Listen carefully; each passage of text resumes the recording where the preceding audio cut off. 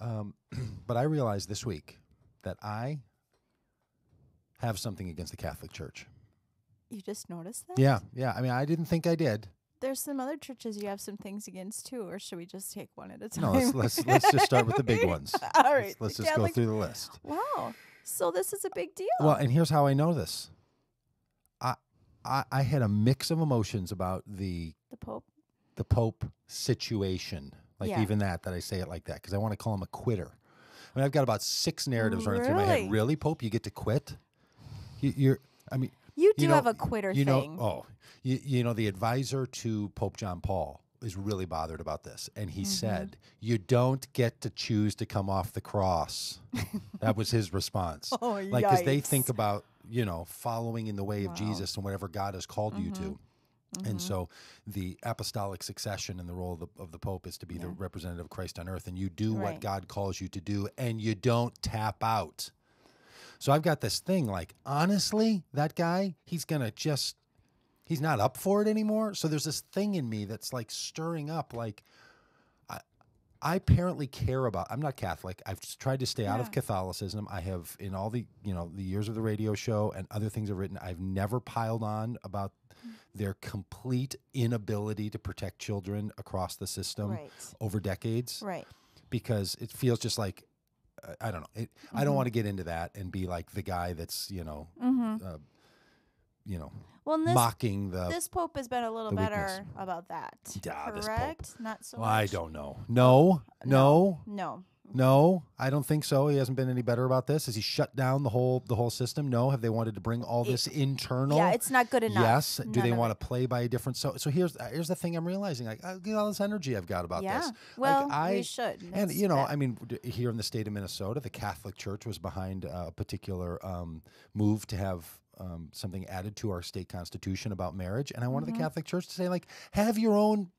Here's the thing, Catholic Church, that bugs me about Catholicism. And I did this in a great conversation with a Catholic friend of mine. I've been helped by Catholicism. I mean, if you're a Christian, you're in a faith that was carried along, by the cradle that is the Catholic Church for some period of time. For sure, I get all that. But the modern day expression of it, you're either going to say, we're going to have our own rules, and we don't play by everyone else's rules, and we're going to have our own way of functioning. We're going to have our own truth. We're going to have our own righteousness and all of that comes through the Catholic Church. And if you want a part of that, then convert to Catholicism and you're in. Okay. Or you're going to be in the public sphere, chiming around and telling people how the public life should go. The fact that they refuse to designate the difference there makes me crazy. They're going to chime in on marriage. They're going to chime in on, well, we don't want to obey the laws of healthcare that all the other institutions have to obey because we have our own convictions. We are different than all that. See, we have this other set of rules. Okay, then either in or out, but standing in the frickin' doorway, it's killing me. And then to hear the Pope say what in 600 years hasn't happened, I quit. And the last time it happened, it was to solve a problem because there was more than one Pope. Whoops. So they had the way they solved it was, okay, everybody quit. Yeah. And we're going to pick one and we're going to start over. Fair enough. I mean, we can't have two Jesuses of the 265 popes or whatever there have been, there's been some real complexity. I get all that. But I am utterly shocked and find myself strangely gloating. Really? About this. Yeah. Like there you go again, messing up. Well, yeah, or like, you guys talk like the Pope has a role to play in the world that is unique. I think that's not saying too much. That the Pope is not just a guy doing a job, that a Pope has some ontological function, some in his very position that he takes on speaks differently. Yeah. Right? When someone goes and sees the Pope, when Catholics get together and receive Mass from the Pope, they are not just like, wow, he's kind of a celebrity. No, there's something deeper in the theology of Catholicism that says, no, what the Pope is, who the Pope is, what the Pope does, it matters. So every cardinal, every bishop, every priest is in the line that goes to the Pope. Like, is you're gloating that somehow is like opening up the curtain? Here's the guy behind the curtain. Yeah, the gloating is, apparently he's just a regular guy. I can't do the job. Well, I mean, I knew he was a regular guy. I was never fooled by the fact that he could fly or something. But they played that thing as if being the Pope, I mean, the way the conclave comes together to pick the Pope, and I mean, the church prayed for the selection of this Pope. It's fine. I get all that. But then for the guy to tap out or just say, I can't do it anymore. I don't have the mental faculty. I don't have the physical strength to do it anymore, so I'm not going to do it, seems to just cross-current the narrative of, look, this is the Pope. That's what we've got. Like, that's what we live. I hear Catholics say that to me all the time about tradition and history and theology. Look, you got to play it as it lays. You don't get to cherry pick the system. If you want to have parts of the Catholics, you got to have the whole thing, and you don't get to go through the history and say, I don't like this teaching or I don't like that teaching. I mean, I've heard that for 25 years from Catholics. Great. That's a fine argument to keep. And then the guy just says, well, because, I have papal authority, I'm going to decide that I'm going to, all of a sudden I'm like, at what point does this whole system have to stop and look at itself and say, this is completely now would probably be collapsing. A good time. I'm sure people are. I don't know. Maybe I don't hear a lot. I mean, I think people's response is like, yeah, he's like really old. Yeah. So, he's tired. Like, it's a lot of work. Look, I'm not saying it's not a lot of work to be the Pope. I would feel totally differently because I'm outside the system. Like, yeah, he can do what he wants. I don't care if he's the Pope or not. That's me. But I kind of feel that about, people said this when Rob Bell left his church, right? Yeah, but Rob or a pastor of a local church has never spoken of themselves as carrying papal authority. The whole thing that makes the friggin' Pope the Pope is that he's not just a local parish pastor. Right. He's not even just a bishop. He's not even just a cardinal. God. He is the keeper of apostolic succession. How do you get to do that? Okay, I have a question. Because if you're going to pull that like, hey, look, people get tired. It sort of happens. Then don't you have to sort of go from there backward and look at the whole rest of the system that wants to say, well, we live within a large community under the authority of it's really an authority question, right? And this is because the authority in Catholicism is not in the scripture. It's in the community of churches. It's in the community of the faith.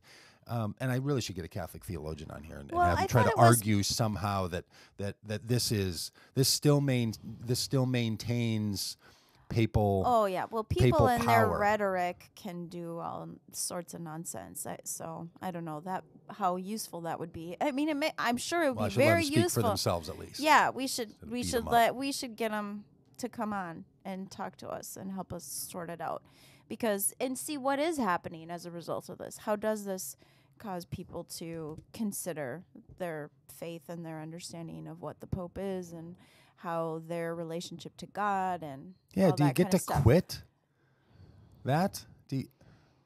I don't know. It Yeah, I mean, I don't know. I had a little. He did. Apparently, yes. Yeah. Well, I guess that's the strength of being the Pope. I mean, do you think popes really feel different as Pope? I would be afraid that if I were Pope, I would be like, this is all just a big joke. If anybody got too close, they would know I'm not really. I think that they understand that they're. So wait, what does Doug Pagitt know about how popes think? I think popes understand themselves as being the human vessel of this role, function, calling.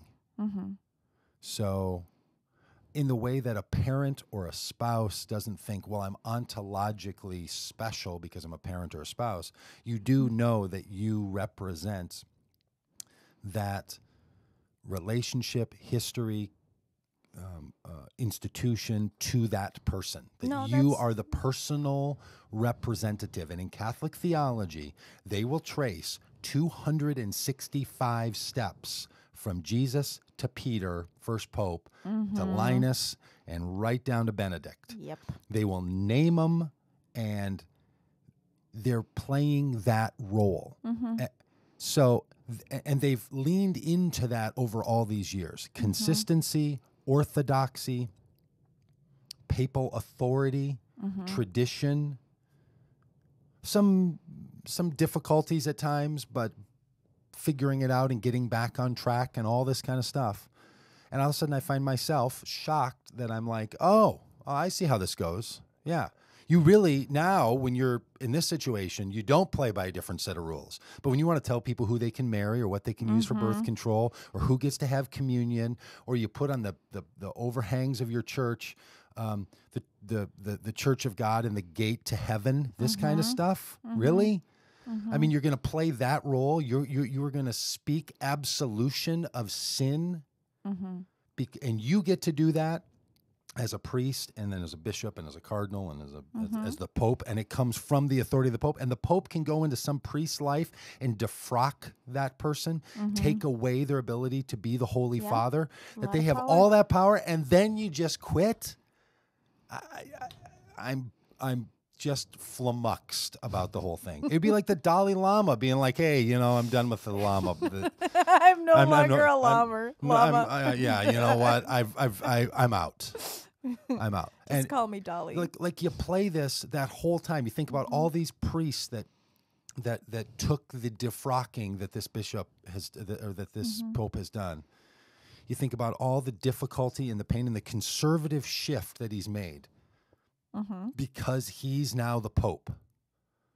And then says, well, I don't understand how this happens, that you can go from being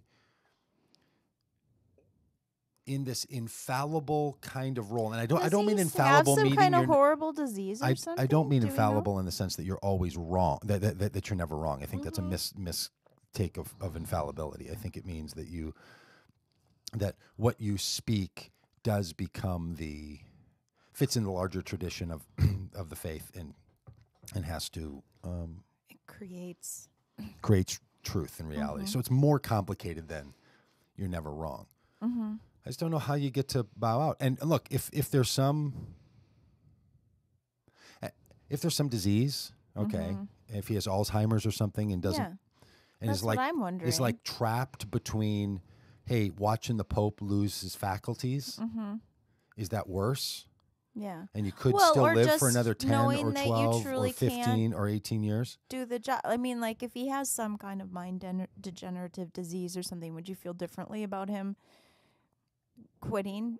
If he truly is losing his faculties. I mean, well, I guess that at this point the only thing that would satisfy is the recognition that system can't be maintained with them doing that anymore. That's the rub here. That's the rub. This is what gets me. But they'll keep the whole system going. Yeah. People will be told that because they don't follow the rules brought down by the Pope, they can't take communion in churches, they can't serve in churches, that all this stuff, and it's going to continue to go back to a role that has this kind of mysterious apostolic power to it. But as it turns out, it's like any other role that somebody plays, and it's just caught up in the kind of frailties that are, and instead of just stating that, right, in the Cripes Come On, You Got to Be Kidding Me a little later today, the same notion is going to come up with Marco Rubio, but that the system doesn't just say, hey, because guys quit other churches or women who cease to be a bishop of a denomination or something. It's just like, hey, you know what? I'm done. I played a role. If Catholics were willing to say, yeah, he's just a guy who's playing a role, that's not how they talk about it, and that's not where the authority comes from, and that's what gets me. And I realized, man, I have been pent up. Yes, apparently, like a pressure cooker over there. And we can't, the people of the Catholic faith can't be necessarily held responsible for Yes, they can. the actions Yes, of they can. the Pope. Yes, they can. Yes, they. This is. It's not this is their fault that he quit. It's not. It's their fault that they continue to function inside of a system that is so not honest. But this might be the time when some have to face that. I mean, we're going to be talking to Peter Rollins today about this kind of stuff, the stuff you don't want to face, that you deny, repress, whatever, the idols that you create, popes, whatever. I mean, I don't know that I should call the Pope an idol, but a religious system or institution, anything that you put it up, hold up as the ultimate thing that's going to make everything perfect, nothing can do that. So we'll have to ask him. Maybe he can. Yeah, and I don't think that I think a Catholic's going to push back pretty hard on any assumption that someone's saying, well, the Pope is I don't know, is somehow like perfect or something. Yeah, because I don't think we want to say that it's. No, I mean, I think a lot of people in religion have a notion that they're working toward perfection, that they are going to get perfection, whether it be in heaven or as God works in them, and so, or that and if they're not perfect, or if they haven't been fully restored to God, that they either have not been faithful enough, or they've been doing something wrong, or it's their human there's lots of different ways of couching it. Right. And that anybody, as Peter Rollins seems to suggest, anything that anybody sets up to, like they used to do in the old tracts, the Campus Crusade tracts, there's a chasm between you and God, and they put the cross there. Anything that you put over there, he would argue is an idol. And sure. So yeah. I think we all. I've talked to vegans who sound like veganism is an idol. People do it all the time in all kinds of ways.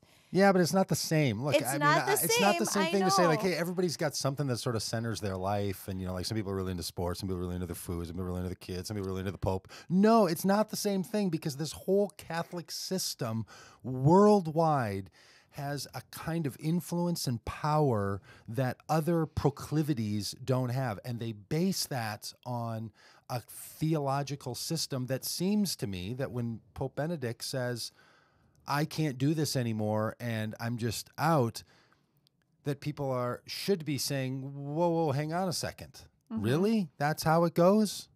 You know what I'm saying? I guess I'm like the advisor to the John Paul. Or like I don't think you get to play both sides of that thing. Hubris much? But he, Benedict is the great theologian of the Catholic Church.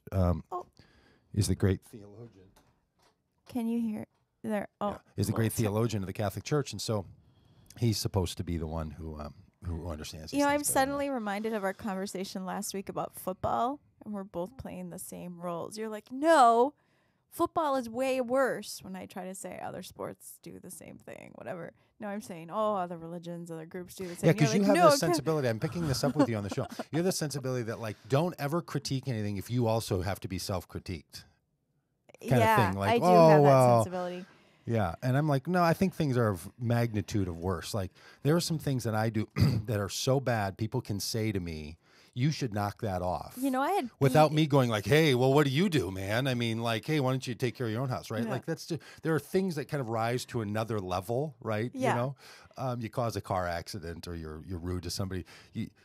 I just don't think that everything is kept in check by the fact that somebody else is also plank in my eye business beat it. into me as that's a kid. Right.